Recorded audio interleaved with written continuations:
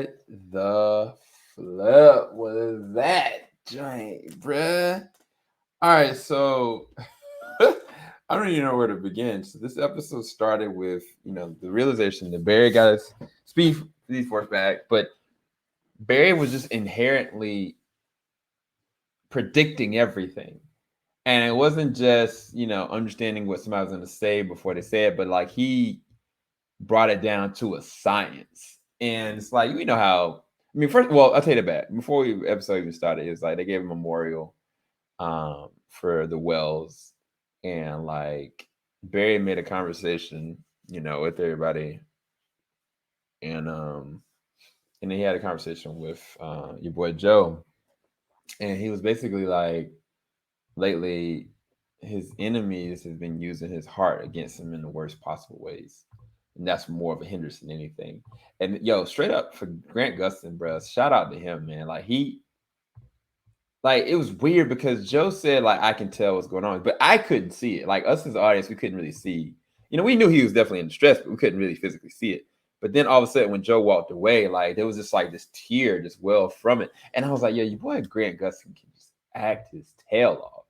And so then, like I said, like after that point, Barry put it in himself that he wanted to try to figure out everything as fast as possible. But it's kind of like you think about it like this: when Barry goes and pushes his body faster than it's supposed to, there's a lot of wear and tear out there. And not just that, like there's limitations to that. Like if Barry goes too fast, he can literally, remove himself from existence.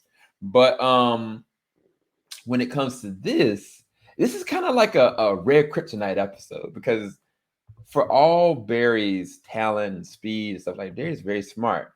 But it was like, what happens when you keep the smart, keep the genius, or keep the smarts elevated and remove the heart, the empathy, and the miscalculation because of the heart. But if there's no resolve whatsoever, and that was what this episode led us to with a Barry Allen that would legit let one of his own friends get shot.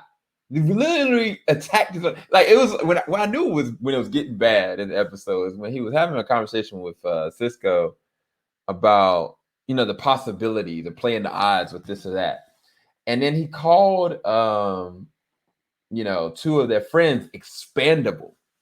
And as soon as he said it, I was like, oh no. Yeah, Barry got to get put down.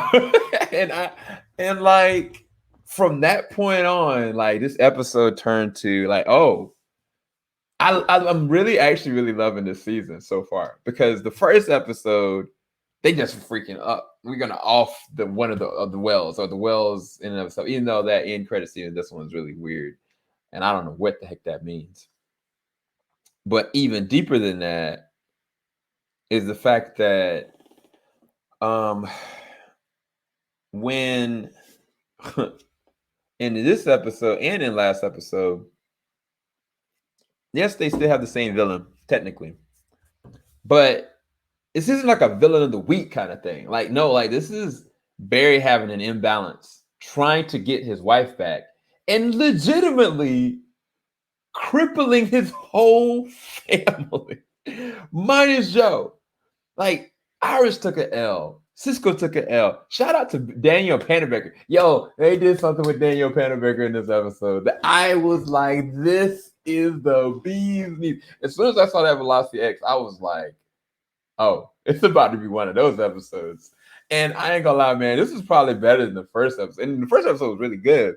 But this joint, like, I was kind of like, there's a moment, and I'm not spoiling it, when Barry has an iPad.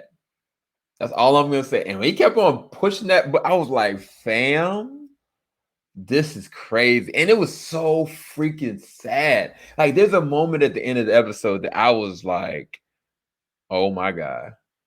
Like, it was bad, dude. Like, it was really bad. Like, you got understanding that Cisco was right, like, in everything he was saying to Barry. But Barry's mind was telling him and justifying why he was doing what he was doing, that he was playing the odds. And it was just, I don't know where this goes from here, but That joint was lit. I gotta see the preview for the next episode. I give this episode a 10 out of 10. I'm very surprised how good that episode really was. But hopefully you guys enjoyed this review.